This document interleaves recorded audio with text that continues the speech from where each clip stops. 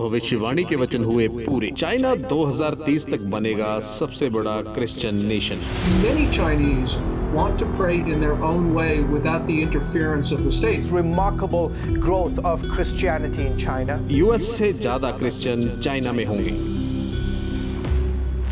जैसा कि आप जानते हैं कि परमेश्वर के दास अपोस्टल अंकुर यूसुफ नूरुल्लाह जी पिछले कई सालों से भविष्यवाणी करते आ रहे हैं कि 2030 तक चाइना सबसे बड़ा क्रिश्चियन नेशन होगा। चाइना में क्रिश्चियंस की संख्या यूएस से ज्यादा होगी। आइए देखते हैं उन भविष्यवाणी के शब्दों को।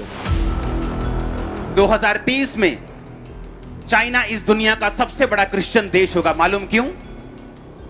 आपको लगता है अमेरिका होगा, किसी को लगता है ये देश होगा।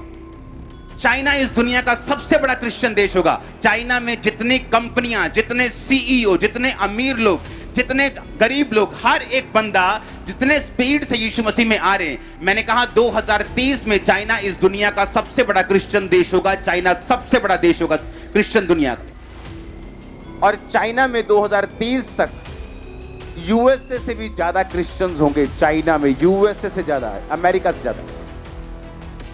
आज चाइना में वो हाल हो जाएगा आज से कुछ साल बाद कि सबसे बड़ा देश क्रिश्चियंस का यूएसए, उससे ज्यादा क्रिश्चियंस चाइना में होंगे 2030 से पहले।